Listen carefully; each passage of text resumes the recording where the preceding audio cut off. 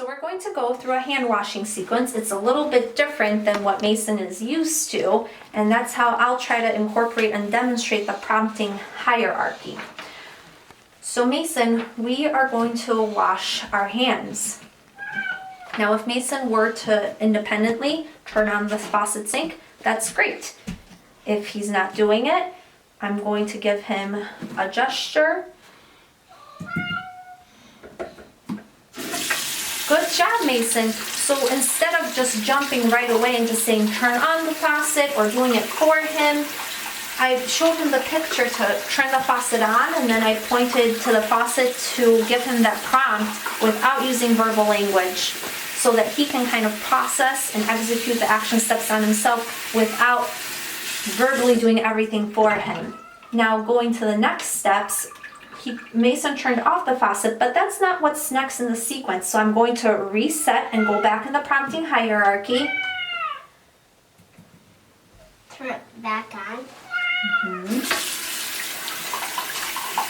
And he independently wet his hands, which was the next step in the process.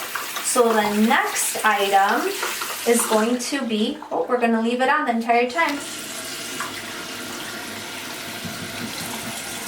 So Mason saw me point to the picture with the soap, and so he grabbed his soap and he put it on his hands. Now we're going to rub for 20 seconds. So Mason is at the gesture level for our prompts. I haven't had to go all the way down to physically prompt him in any way. I didn't have to model for him to get the soap and rub my hands.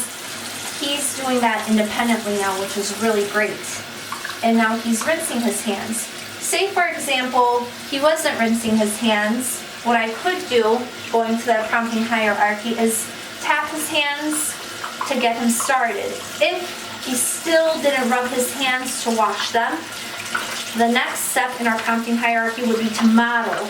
So I would take my hands, model form him. If at that point he still didn't wash his hands, that's when I could tap his shoulders, bring in elbows, and bring his hands under the sink to see if he'll rub his hands. And if at that point he still didn't do it, that's when we'll go to that full physical assist and rub our hands together, hand over hand.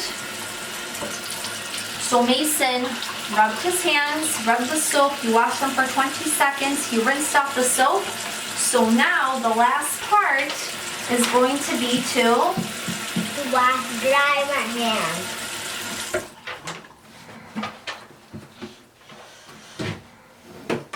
Good job, Mason. So I didn't have to tell him, Mason, dry your hands, Mason, get your soap. You don't have to every time give that verbal direction, because then the child might learn a dependence on those verbal instructions. Instead, I pointed to pictures for him to think about what he has to do next in the sequence and giving him that opportunity to do it first.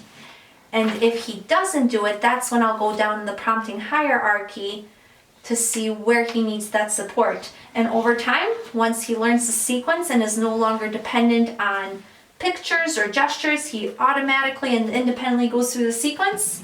We can take our pictures off the wall, and he's going to have the skill of washing his hands mastered.